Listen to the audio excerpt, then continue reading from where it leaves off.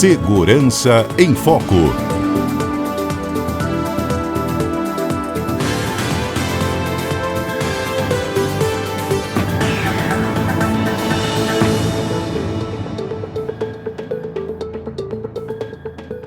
Bom dia, delegado. Bom dia.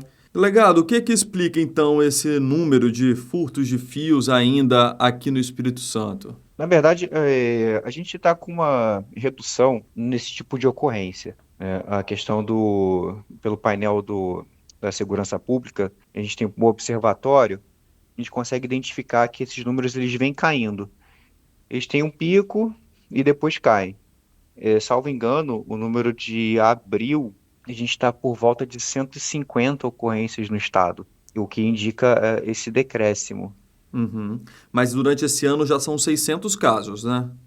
Esse tipo de crime, ele ocorre por questão de oportunidade, Uhum. né? Então, como os ferros velhos, né, eles vêm receptando esse tipo de material, a gente atua no combate à receptação. Infelizmente, são muitos ferros velhos espalhados pelo estado do Espírito Santo, o que acaba dificultando um pouco a atuação da polícia.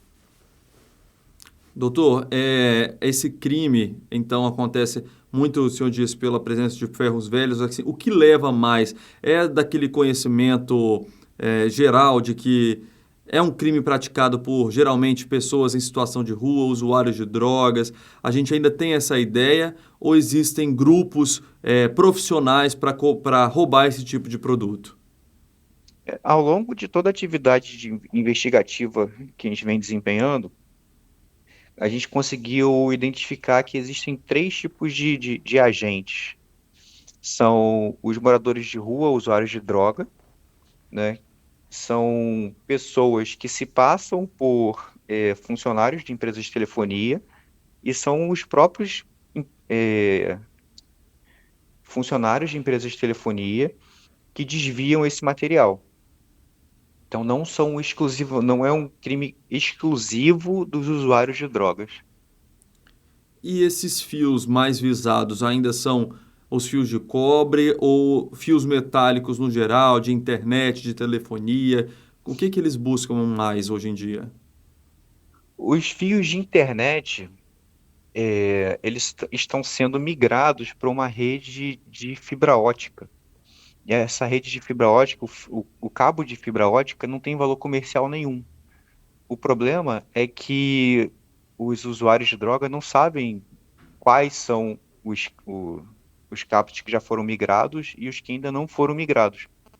Então eles fazem um corte na rede para identificar o tipo de material que está sendo usado. Uma vez realizado o corte, ele já trava a rede de internet inteira, já prejudica o sinal inteiro de uma localidade inteira. Então a empresa de telefonia ela tem que ir lá para reparar esse dano. E eles vão buscando os locais que ainda não foram migrados, e com isso causando prejuízo. Qual que é o maior desafio de tentar evitar essa prática? A identificação no momento da prática do crime, porque muitas das vezes a gente recebe relatos, né, de pessoas que filmaram, né, o crime ocorrendo, até acionaram a Guarda Municipal ou a Polícia Militar, que não chegou a tempo. Então, para a gente poder identificar depois um morador de rua, né, um usuário de droga, é muito difícil chegar na identificação daquela pessoa que sequer porta uma carteira de identidade. Essa pena, ela, ela faz com que a pessoa consiga progredir muito rápido e volte a cometer. Há muitos casos de reincidência nesse tipo de crime. Realmente há muitos casos de reincidência. Não só nesse tipo de crime, mas no geral, a Polícia Militar já efetuou a prisão de determinada pessoa por diversas vezes e é que essa pessoa continua na rua. A Polícia Civil já cumpriu mandado contra aquela pessoa e ela continua na rua. Então, realmente é um trabalho que a gente está sempre precisando da continuidade. A gente está falando aqui muito desse morador de rua, dessa pessoa que vai lá e de fato rouba no poste o fio. Mas como é que é o trabalho dos receptadores, dos ferros velhos? Como que eles formam essa cadeia de compra desses materiais? Então, os ferros velhos, a gente identificou que existem os clandestinos e os regulares. Não é porque o ferro velho ele é regular que ele vai deixar de receptar esse material. Nas ações que a Polícia Civil já realizou, já visitamos ferros velhos regulares, em que o proprietário saiu preso porque ele receptou esse tipo de material que é exclusivo das empresas de telefonia. Os clandestinos, né, receptam todo e qualquer tipo de material. Diversas vezes a gente efetuou a prisão deles e dos proprietários e já fechamos junto com a fiscalização, já fechamos o local, interditamos o local. Existe uma regra para que as empresas descartem esses fios, né? Não, elas não podem vender para qualquer ferro velho. Então, se a polícia encontrar determinados tipos de fios em alguns locais, é fato que é um fio roubado? Qualquer material de telefonia identificado nas ações da polícia, ele é de uso exclusivo das empresas de telefonia. Seja cobre, seja etiqueta, o tag, seja o alumínio que protege o fio. Esses materiais, uma vez identificados, eles são de uso exclusivo das empresas de telefonia e não são comercializados. Então, o proprietário do ferro velho que receptar esse tipo de material, que comprar esse tipo de material, vai estar praticando crime de receptação. E donos de ferros velhos, eles respondem apenas maiores que quem furtou ou é é o mesmo, as penas são parecidas? A pena máxima é idêntica para o furto qualificado e a receptação qualificada de material de telefonia, Aqui no que é de Espírito, 8 anos. Uhum. Aqui no Espírito Santo, esse é um tipo de crime que acontece mais na região metropolitana, no interior do estado, como é que fica? O interior do estado, ele agora estamos tendo relato, né, desse tipo de crime acontecendo com mais frequência, mas a grande vitória é sim o maior alvo, né, a maior vítima desse tipo de crime. Como é que a polícia, então, tem atuado? O senhor falou um pouquinho no início sobre esse trabalho para conseguir reduzir os indicadores. Como é que a Polícia Civil tem atuado e investigado esses casos para tentar diminuir e passar mais sensação de segurança para as pessoas?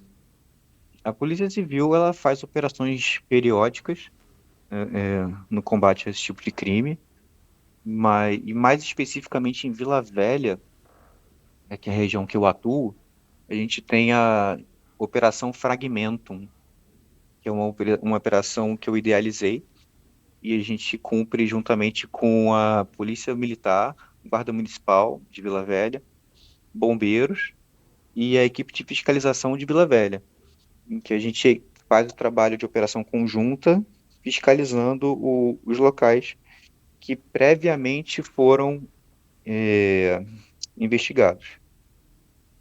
E tem alguma forma que o senhor orienta para que as pessoas evitem ser vítimas desse tipo de crime, um roubo num quadro de energia de uma casa, de um comércio? Tem alguma orientação para que as pessoas possam tentar não serem vítimas? Você fala sobre o proprietário do ferro velho Não, ou sobre as pessoas que de alguma forma querem se proteger de serem possíveis vítimas. Elas têm alguma orientação que a polícia dá para as pessoas?